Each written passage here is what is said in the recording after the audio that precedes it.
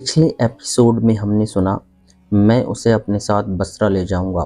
حجاز نے کہا اس کی عسکری تربیت اور دوسری تعلیم مکمل ہو چکی ہے، اسے اب عملی زندگی میں ڈالنا ہے اور اسے عمرہ کی محفلوں میں لے جانا ہے اور اسے جنگی مشقوں میں شامل کرنا ہے۔ اب آگے ایپیسوڈ نمبر 3۔ حجاز کا صدر مقام بصرہ تھا، اس کا مکان ایک محل تھا اور یہ بادشاہوں کے محلات جیسا تھا۔ حجاز کی ایک ہی بیٹی تھی جس کا نام لبنہ تھا۔ حجاز جب طائف گیا تو لبنہ بصرہ میں رہی۔ وہ کمسن تھی۔ رات کو اس کے کمرے کی ایک بند کھڑکی پر باہر سے ہلکی سی دستک ہوئی۔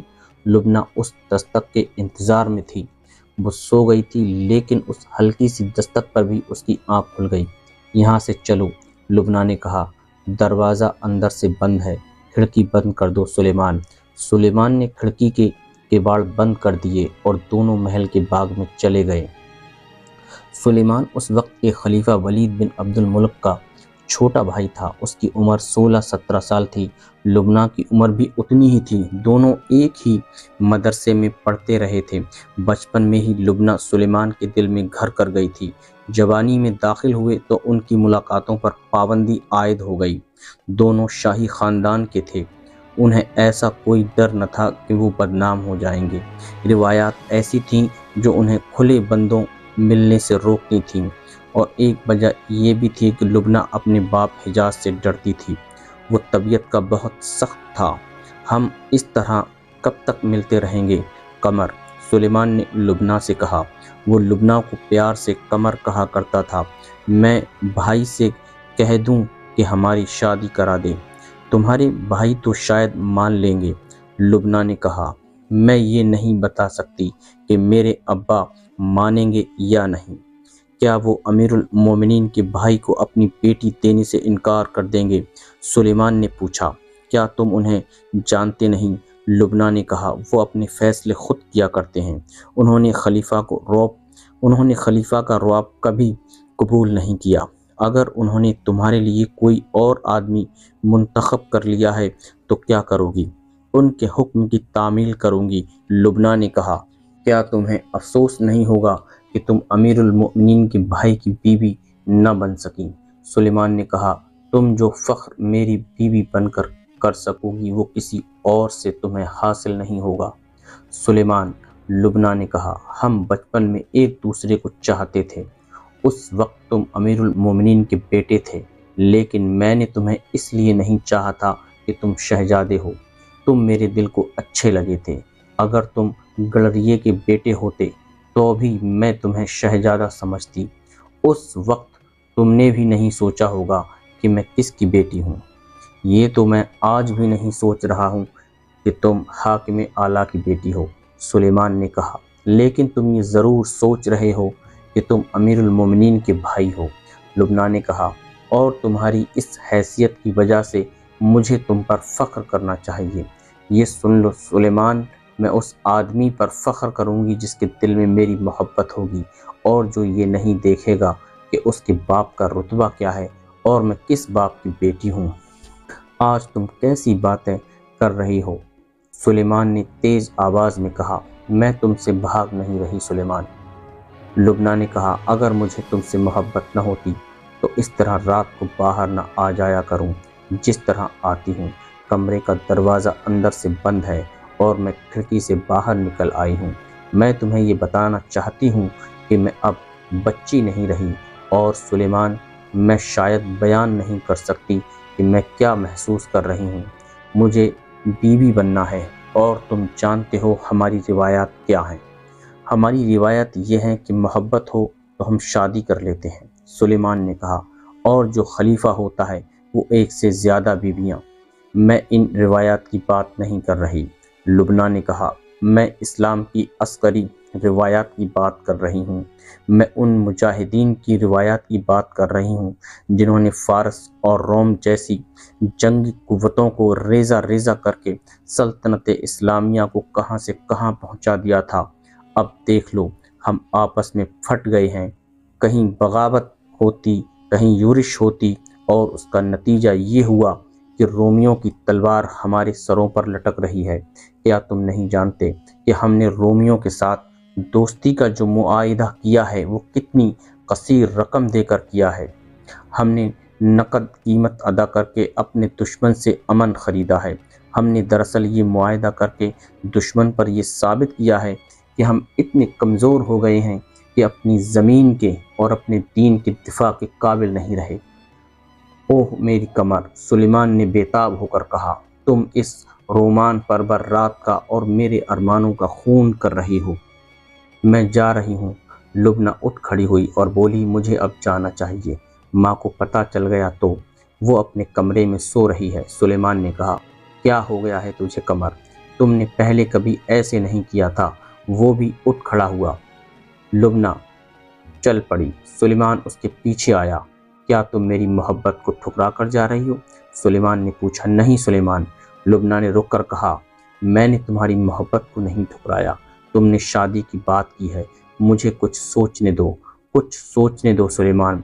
वो अपने कमरे की खिड़की तक आई और खिड़की खोलकर कमरे में चली गई। 2-4 रोज़ बाद हिजाज बिन यूसुफ ताइफ से वापस आ गया। उसकी सवारी महल में दाखिल हुई तो लुबना दौड़ती हुई बाहर निकली। हिजाज घोड़ा गाड़ी से उतरा तो लुबना उसके गले लग गई। बाप ने बेटी को अपने सीने के साथ चिमटा लिया। लुबना का मुंह घोड़ा गाड़ी की तरफ था। उससे एक दराज कद गठे हुए जिस्म का नौजवान उतरा। उसका चेहरा मर्दाना हुस्न का शाहकार था और उस चेहरे पर वक़ार था। लुबना ने अपने बाप के गिर्द बाजू बड़ी सख्ती से लपेट रखे थे। उसके बाजू ढीले पड़ गए और उसकी नज़रें इस नौजवान पर जम गईं। आगे आओ मोहम्मद, हिजाज ने इस नौजवान से कहा, यह है हमारी बेटी लुबना, और देखो बेटी, ये तुम्हारा चचाजाद है मोहम्मद बिन कासिम। तुमने उसे पहली बार देखा है। ये मेरे भाई की यादगार है, कुछ अरसे हमारे साथ रहेगा। मोहम्मद बिन कासिम अपने चचा हिजाज बिन यूसुफ के महल में रहने लगा। लुबना उसे देखती रहती और कभी एक आध बात कर लेती। उसने शर्म हिजाब का दामन न छोड़ा। एक शाम मोहम्मद बिन कासिम बाग में टहल रहा था। उसे बाग का एक गोशा अच्छा लगा। 2 दरख्त थे जिन पर घनी बेलें चढ़ी हुई थीं। ये फूलदार बेलें थीं। बहार का मौसम था, फूल खिले हुए थे। बेलों ने छत सी बना रखी थी। मोहम्मद बिन कासिम को ये जगह बड़ी अच्छी लगी। वो उसके अंदर जाकर बैठ गया। लुबना ने उसे देख लिया और वो भी टहलती टहलती वहां पहुंच गई। छुपके क्यों बैठ गए हो मोहम्मद? लुबना ने उससे पूछा। फूलों की ये छत और फूलों की दीवारें अच्छी लगी तो बैठ गया। मोहम्मद बिन कासिम ने कहा, मैं भी बैठ जाऊं? लुबना ने पूछा। नहीं। मोहम्मद बिन कासिम ने कहा। क्यों, अच्छा नहीं लगता? मोहम्मद बिन कासिम ने कहा, चचा ने या किसी और ने देख लिया तो ठीक नहीं होगा। मैं तुम्हारे साथ छुपकर नहीं बैठूंगा। छुपकर तो मैं भी नहीं बैठना चाहती, लुबना ने कहा और सोच में पड़ गई।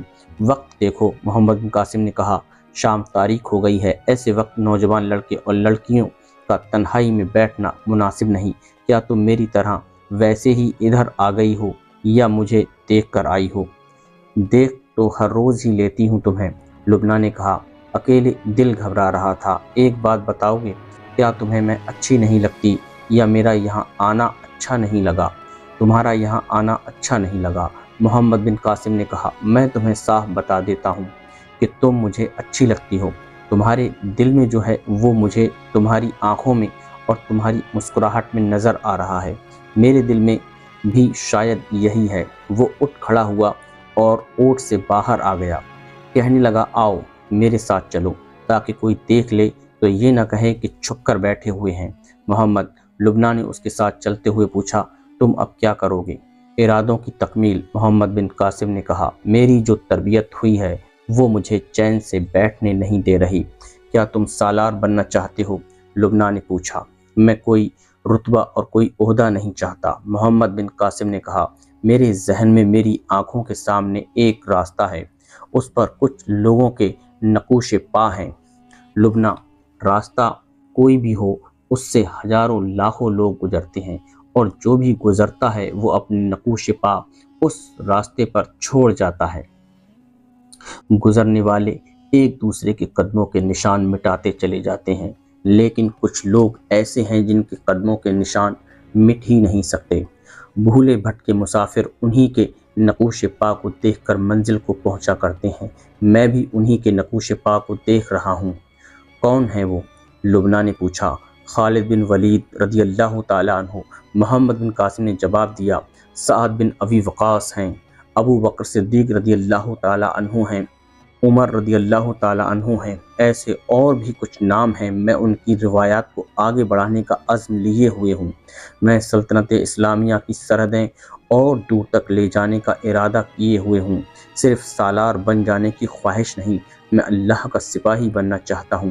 لبنہ اس کے ساتھ ساتھ چل رہی تھی اور وہ محمد بن قاسم کی ذات میں کھو گئی تھی۔ محمد بن قاسم کے بولنے کا انداز ایسا نہیں تھا جیسے وہ خواب دیکھ رہا ہو، اس کے انداز میں عزم تھا۔ اور لبنہ، وہ کہہ رہا تھا، میں اپنی ماں کے خواب کی تعبیر ہوں، مگر تعبیر ابھی مکمل نہیں ہوئی۔ مجھے وہ روشن ستارہ بننا ہے جو ماں نے خواب میں دیکھا تھا۔ وہ چلتے چلتے محل کے ایک برآمدے میں پہنچ گئے۔ محمد بن قاسم خاموش ہو گیا۔ جاؤ لبنہ، محمد بن قاسم نے کہا، میں اکیلا اندر جاؤں گا۔ لبنہ اس کے آگے کھڑی ہو گئی اور اس کا چہرہ اپنے دونوں ہاتھوں میں تھام لیا۔ مجھے شاید تیرا ہی انتظار تھا محمد، لبنہ نے جذباتی اور رندھی ہوئی آواز میں کہا۔ جی چاہتا ہے تیری ہمسفر ہو جاؤں، قبول کرو گے؟ اگر اللہ کو منظور ہوا تو، محمد بن قاسم نے کہا اور وہاں سے چلا گیا۔